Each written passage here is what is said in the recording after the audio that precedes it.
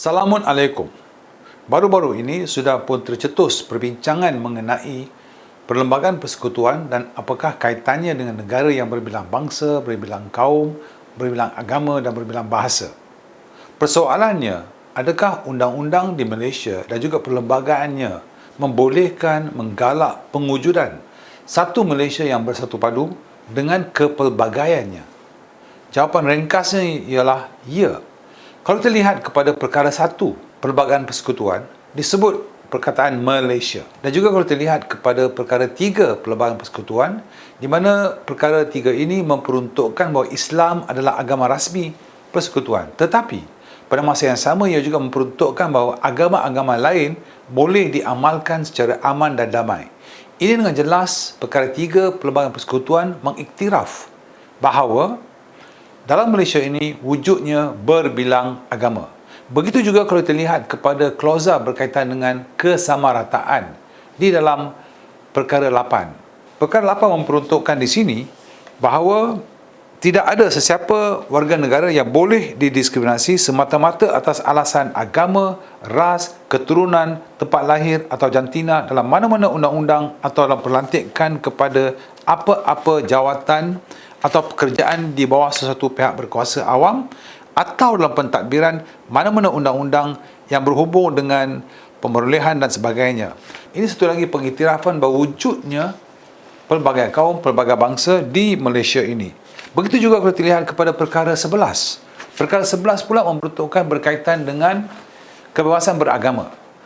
Dengan satu syarat, bahawa kita tidak boleh mengembangkan doktrin ataupun agama yang berbeza kepada orang-orang yang beragama Islam. Selain daripada itu, agama-agama lain dibenarkan kebebasan beragama.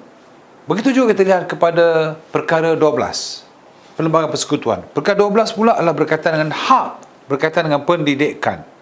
Dan di sini perkara 12 sub 2 memperuntukkan tiap-tiap kumpulan agama berhak menubuhkan dan menyelenggarakan institusi-institusi.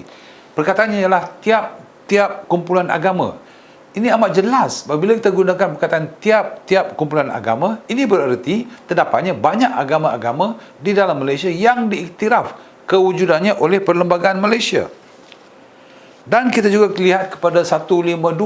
152 adalah berkaitan dengan bahasa kebangsaan. Diperuntukkan di perkara 1521. Bahasa kebangsaan ialah bahasa Melayu dan hendaklah dalam tulisan yang diperuntukkan melalui undang-undang oleh Parlimen. Jelas peruntukannya. Bahasa Melayu menjadi bahasa kebangsaan. Tetapi ada syarat. Dengan syarat bahawa tidak seorang pun boleh dilarang atau dihalang daripada menggunakan atau daripada mengajar bahasa-bahasa lain. Jadi pengajaran bahasa-bahasa lain di Malaysia oleh warga negara Malaysia kepada warga negara Malaysia dibenarkan. Ini adalah kebijaksanaan perlembagaan yang mewujudkan kepelbagaian bahasa. Peruntukannya, syaratnya ialah bahasa Malaysia atau bahasa Melayu menjadi bahasa kebangsaan dan bahasa rasmi. Selain daripada itu, bahasa-bahasa lain bolehlah digunakan. Jadi kalau kita lihat, begitu juga dengan perkara 153, di mana peruntukan berkaitan dengan perizapan kota, berkenaan dengan perkhidmatan, permit bagi orang Melayu dan anak negeri mana-mana antara negeri Sabah dan Sarawak. Dan sekarang kita lihat pada perkara 153. 1531 dengan jelas memperuntukkan apakah tanggungjawab yang di-Pertuan Agong.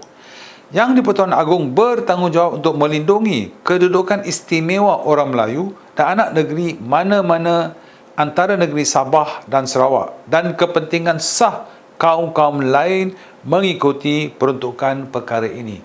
Kita dapati bahawa di Malaysia, kalau kita lihat kepada peruntukan Perlembagaan Malaysia, begitu juga dengan undang-undang lain yang ada di Malaysia, kesemuanya dengan jelas mengiktiraf bahawa negara ini adalah negara berbilang bangsa, berbilang kaum, berbilang agama dan sebagainya.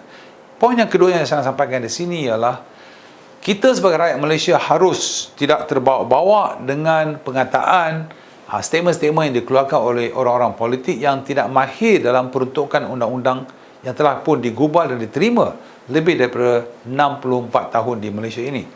Kita juga lihat kepada peruntuk Akta 1963. Akta Malaysia 1963 adalah berkaitan dengan pengujudan negara Malaysia. Jadi Malaysia bermakna rakyat Malaysia, bangsa Malaysia dan sebagainya. Dan pada masa yang sama, saya akhiri ini sebagai seorang Islam, kalau terlihat kepada peruntukan ataupun firman-firman Allah di dalam Al-Quran, kita dapati bahawa Al-Quran itu dengan sendirinya mengiktiraf hakikat dan fakta alam semula jadi yang mempunyai kepelbagaian bahasa, bangsa dan sebagainya. Dan saya rasa orang Islam tahu bahawa wujudnya firman Allah di dalam Al-Quran yang dengan jelas memperuntukkan bahawa kepelbagaian bahasa, bangsa, agama dan sebagainya ini merupakan tanda-tanda kebesaran Allah Subhanahu Wa Taala.